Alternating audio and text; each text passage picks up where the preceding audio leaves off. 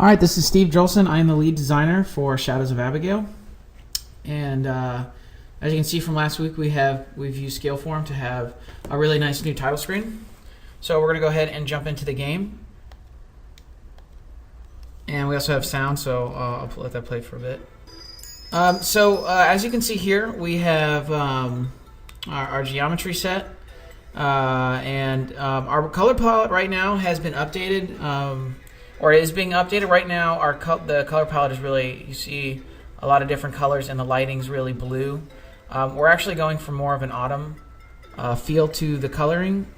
As you can see, we have the parallax background, and a lot of the rolling geometry in the background to kind of give it depth. And so here we have one of our characters in game. This is Pudge.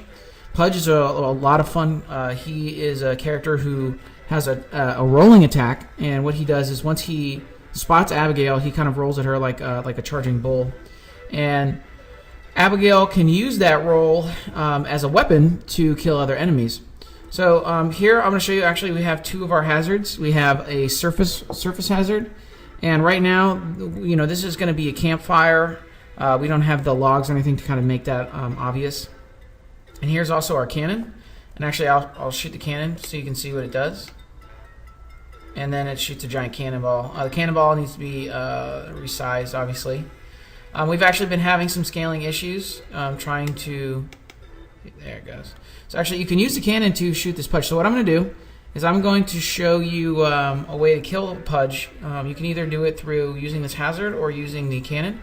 So now she has a slingshot that she's going to use to attack the enemies.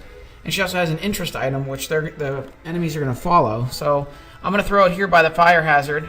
And right now, because we don't have really... Oh, he spotted me. So now you see him. I sent him backwards. When you hit him like that, he's going to roll in the opposite direction that he was hit. So now he's going to come after me, and he's going to roll through the fire hazard. So that was one of the ways that you could complete that puzzle. That combat puzzle. So right now, the game does look a little sparse. I know...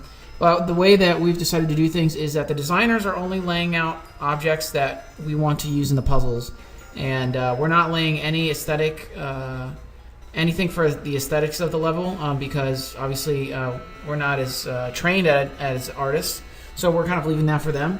And this week we have an artist who's specifically doing lighting to fix this blue lighting, and to lay out all the to just make the level look really beautiful and lived in. And justified, because right now you see just kind of tents placed everywhere. For this demo, we just wanted to make puzzles. We weren't trying to actually build the carnival level. It's going to be more thematic. There's going to be like a tent town. There'll be certain areas that have certain attractions and rides. And actually, I got to get that tree out of the screen. If you look in the back here, you'll see the Ferris wheel. And well, look at this. So we've got so with the Ferris wheel, we're going to have in the game, in the post vertical slice, if we go through, we're not just going to have a track that the player goes left or right on. We're actually going to allow the player to there's going to be tracks in the back here, and the player's going to get to those tracks through going north, like these north-south trails that we're going to put in the game. And there's going to be multiple routes to the next layer, and there's going to be 3 stacked levels like that, stacked tracks. I'm sorry.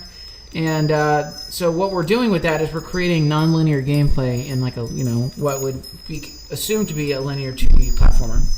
So right now I'm going to kill him with using these cannons. Actually, if you look in the foreground here, we have one of our fairy particle effects and some really a really pretty twisted tree that we have. So I'm going to use a cannon. I want to shoot it off right here. I missed it. Got it. Boom, and he's dead. So, some of the other ways that you could have killed him, obviously we explicitly placed him in front of that cannon to show that mechanic, but we're actually thinking about maybe even randomizing some of the placements of enemies so that the game's always kind of fresh and new, and it's not so artificially trying to be emergent, which right now it feels like we are slightly doing, but it's a process that we're learning. So here we're going to have another Pudge, and he's going to be over here by the fun. Oh, he found me. So what happens when he does that is he's actually going to stun Abigail.